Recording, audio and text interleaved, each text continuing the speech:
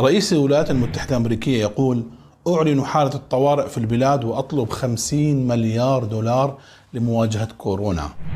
ورئيس الصين يقول: نخوض معركة خطيرة ضد فيروس شيطاني.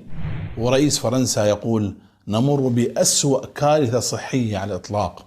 والمستشارة الألمانية تقول: نتوقع إصابة 70% من السكان بهذا الفيروس القاتل. رئيس وزراء انجلترا يقول: تجهزوا لفقد أحبة لكم قبل الأوان.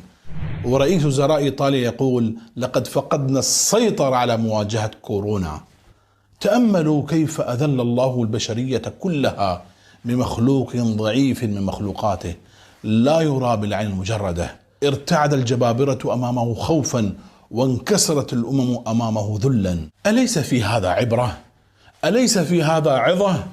انهارت أسواق المال، وتوقفت عجلة الاقتصاد، انهزمت المدنية، وتعطلت التكنولوجيا، وتهاوى الضعيف أمام عظمة القوي، وتاهت حيلة المخلوق أمام تدبير الخالق. فأين قادة الدول العظمى؟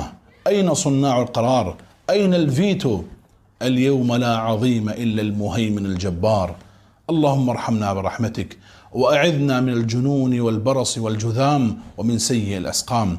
اللهم اصرف عنا البلاء والوباء برحمتك يا أرحم الراحمين. في صحيح مسلم قال النبي عليه الصلاة والسلام: عبادة في الهرج كهجرة إليه.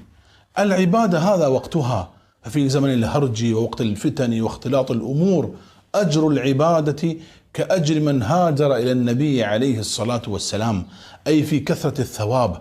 فالناس يغفلون عن العبادة في تلك الأوقات وينشغلون عنها، ولا يتفرغ لها إلا أفراد موفقون. يا عبد الله، في مثل هذه الأيام هاجر بقلبك إلى الله، هاجر بعقلك إلى الله، هاجر بروحك إلى الله. اذكر، سبح، تصدق، صم، قم ليلا واعمل صالحا، ولا تكثر تناقل الأخبار، فإن الأمور في هذه الأيام تتغير في الصباح عن المساء، وفي المساء عن الصباح، والعمر يضيع بينها. حرج على نفسك سماع الأخبار، واحفظ وقتك وقلبك من الانشغال، واستغفر لنفسك ولمن حولك، ولا تضيع الوقت. لا يكن همك أن تنفرج الأمور فحسب، بل